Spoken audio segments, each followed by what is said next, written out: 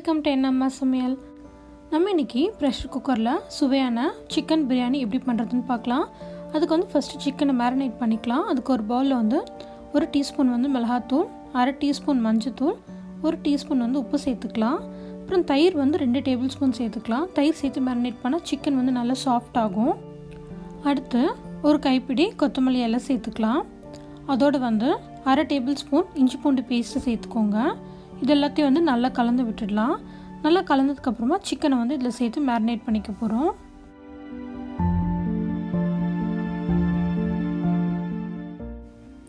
நல்லா கலந்தாச்சு. இப்போ வந்து 1/2 கிலோ சிக்கன் எடுத்திருக்கேன். நல்லா வந்து பெரிய பெரிய பீஸாக இருக்கிறதுனால நல்லா இந்த மாதிரி கீறி விட்டுக்கோங்க. அப்போ தான் வந்து மசாலா நல்லா உள்ளே போகும். நீங்கள் வந்து போன்லெஸ்ஸில் கூட பண்ணலாம்.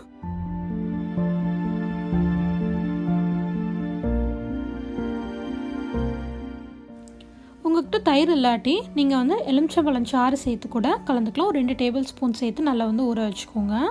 இப்போ இது வந்து 1 மணி நேரத்துக்கு நல்லா ஊறட்டும். இப்போ பிரியாணிக்கு ஒரு மசாலா ரெடி பண்ணணும், அதை அரைச்சிக்கலாம். இதுக்கு ஒரு மிக்ஸி ஜாரில் 1 டேபிள் ஸ்பூன் சோம்பு, ஒரே ஒரு நட்சத்திர சோம்பு, அப்புறம் 5 ஏலக்காய், 4 சின்ன பீஸ் வந்து பட்டை, அப்புறம் வந்து 3 கல்பாசி, இது எல்லாத்தையும் சேர்த்துக்கலாம். அடுத்து இதோடு வந்து ஒரு கைப்பிடி அளவுக்கு புதினா இலை, அப்புறம் ஒரு கைப்பிடி அளவுக்கு கொத்தமல்லி எல்லாம் சேர்த்துக்கோங்க. அடுத்து 1 டீஸ்பூன் வந்து மிளகு சேர்த்துக்கலாம். அப்புறம் காரத்துக்கு 8 பச்சை மிளகாய் எடுத்துருக்கேன். உங்கள் காரத்துக்கு ஏற்ற மாதிரி அட்ஜஸ்ட் பண்ணிக்கோங்க. அப்புறம் வந்து மீடியம் சைஸில் இருக்க தக்காளி ஒன்று, அதையும் கட் பண்ணி சேர்த்துக்கலாம். இப்போ இது எல்லாத்தையும் வந்து நல்லா ஸ்மூத்தாக அரைச்சிக்கலாம். நல்லா அரைச்சாச்சு. இப்போ வந்து குக்கரில் வந்து 3 டேபிள் ஸ்பூன் எண்ணெய் சேர்த்துக்கலாம். நீங்கள் வந்து பாதி எண்ணெய் பாதி நெய் கூட சேர்த்துக்கலாம். அதோடு வந்து ஒரு நட்சத்திர சோம்பு, 3 பிரிஞ்சி எல்லாம் சேர்த்துக்கலாம். அப்புறம் 2 சின்ன பீஸ் வந்து பட்டை, இது எல்லாமே வந்து எண்ணெயில் வந்து நல்லா பொரிஞ்சு வரட்டும், நல்ல வாசனை வரணும்.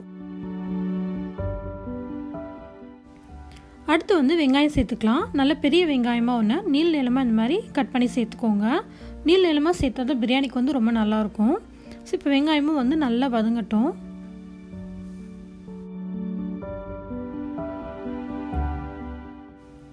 இப்போ இந்த பிரியாணிக்கு தேவையான அளவு உப்பு சேர்த்துக்கலாம். நம்ம ஏற்கனவே சிக்கன் மேரினேட் பண்ணும்போது கொஞ்சம் உப்பு சேர்த்துக்கோம், அதனால் வந்து பார்த்து சேர்த்துக்கோங்க. இப்போ நல்லா வந்து கலந்து விட்டுடலாம். இதோடு வந்து 1 டேபிள் ஸ்பூன் அளவுக்கு இஞ்சி பூண்டு பேஸ்ட்டு சேர்த்துக்கோங்க. இது சேர்த்து நல்லா வந்து வதக்கிக்கலாம். இஞ்சி பூண்டோட பச்சை வாசனை போகிற அளவுக்கு நல்லா வதங்கட்டும்.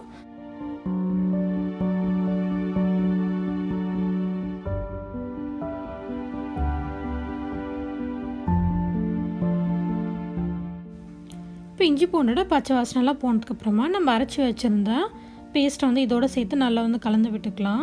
இப்போ இது வந்து நல்லா எண்ணெய் பிரிஞ்சு வர அளவுக்கு நல்லா வதங்கணும்.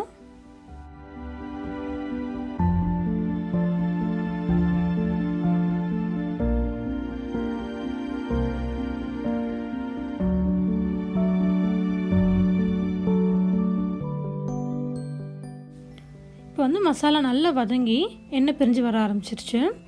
இப்போ நம்ம மேரினேட் பண்ணி வச்சுருந்த சிக்கன் பீஸை இதோடு சேர்த்துக்கலாம்.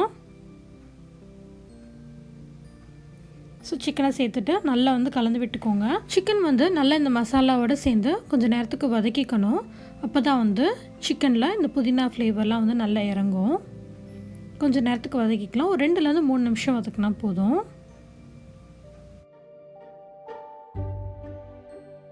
இப்போ சிக்கனை வந்து நல்லா வதக்கியாச்சு. இப்போ வந்து அரிசி சேர்த்துக்கலாம். நான் இன்றைக்கி 1/2 கிலோ வந்து பாஸ்மதி அரிசி கழுவி எடுத்து வச்சுருக்கேன், அதை சேர்த்துக்கலாம். அதாவது 1/2 கிலோ சிக்கனுக்கு வந்து 1/2 கிலோ அரிசி போட்டால் ரொம்ப நல்ல டேஸ்ட்டாக நல்லாயிருக்கும். நம்ம வந்து சிக்கன் கம்மியாக போட்டோன்னா அந்த சிக்கன் பிரியாணிக்கான ஃப்ளேவர் இருக்காது. அதனால் வந்து சம அளவு போட்டுக்கோங்க எப்போவுமே அரிசியும் சிக்கனும். இப்போ நல்லா கலந்ததுக்கப்புறமா இதில் வந்து 5 கப் வந்து தண்ணி சேர்த்துக்கலாம். அதாவது 1/2 கிலோ அரிசின்றது கிட்டத்தட்ட 3 கப் வரும். 3 கப் அரிசிக்கு 5 கப் வந்து தண்ணி சேர்த்துக்கலாம். நிறைய தண்ணி சேர்த்துட்டோன்னா குழஞ்சிடும். இதோடு வந்து ஒரு கைப்பிடி கொத்தமல்லி இலை, ஒரு கைப்பிடி புதினா இலை சேர்த்துக்கலாம். சேர்த்துட்டு நல்லா வந்து கலந்து விட்டுடலாம்.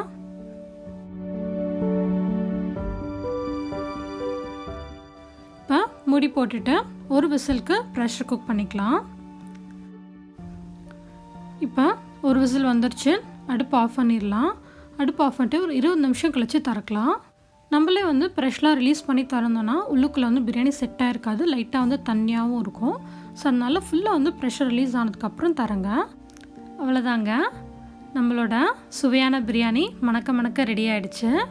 நல்லா வந்து பொல பொலனும் இருக்குது. நான் சொன்ன அளவுகளோட நீங்களும் வந்து இந்த சிக்கன் பிரியாணியை ட்ரை பண்ணி பாருங்கள். இந்த வீடியோ பிடிச்சிருந்ததுன்னா ஒரு லைக் பண்ணுங்கள். அம்மா சமையலை சப்ஸ்கிரைப் பண்ணிக்கோங்க. தேங்க்ஸ் ஃபார் வாட்சிங்.